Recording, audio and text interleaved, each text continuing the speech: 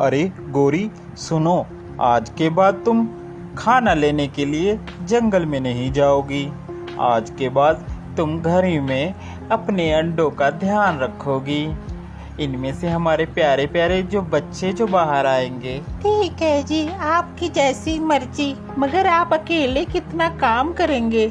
मेहनत करने में भला क्या दिक्कत है। मैं जाया करूंगा जंगल और तुम्हारे लिए भी खाना लाया करूंगा। कल को अपने बच्चे बड़े होंगे तो उनको भी खाना ला कर दिया करूंगा। बच्चे बड़े होंगे तो हमारी सेवा करेंगे। सही बात कह रहे हो जी आप। ठीक है। इतना कहकर कालू कौवा वहां से चला जाता है। वहीं जंगल में एक खतरनाक लोमड़ी रहती थी जो जंगल के सभी पक्षियों को खा जाया करती थी और उनके अंडे भी खा लिया करती थी, जिसके कारण वह बहुत ताकतवर और मोटी हो गई थी। जब कालू कौवा जंगल खाना लेने गया हुआ था, उस समय मौसम खराब होने की वजह से बारिश होने लगी। बारिश एकदम से बिना मौसम के होना शुरू हो गई, जिस कारण अब गोरी कौवी घर ही में रहकर परेशान होने लगी कि अभी तक कालू कौवा नहीं आया।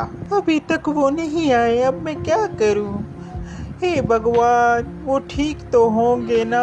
सारी रात कालू कौवी रोती रही। सुबह कालू कौवी को रोते हुए देख वहां पर एक तोता आया।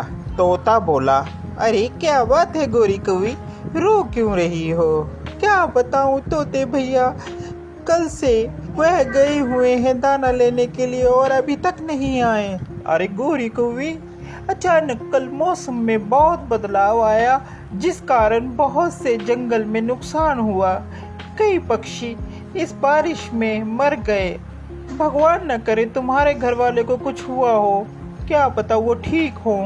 जी तोते भैया, मैं जाती हूँ, जाकर देखती हूँ कि वो कहाँ हैं। गोरी कौवी और तोता एक साथ कालू कौवे को ढूंढने जाते हैं।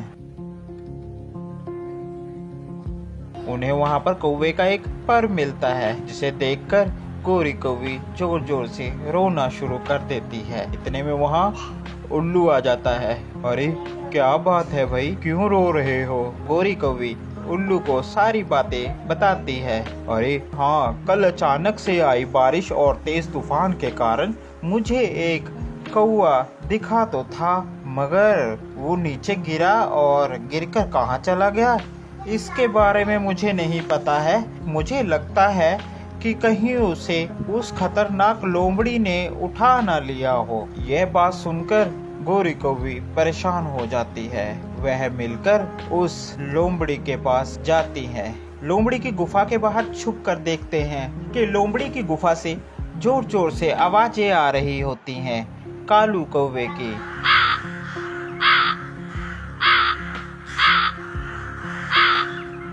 फिर कालू कौवी लोमड़ी के पास जाती है और कहती है, लोमड़ी जी, मेरे पति आपके पास कैद है, कृपा करके उन्हें छोड़ दीजिए। हमारे छोटे छोटे 2 अंडे हैं, अभी उनमें से बच्चे आने वाले हैं।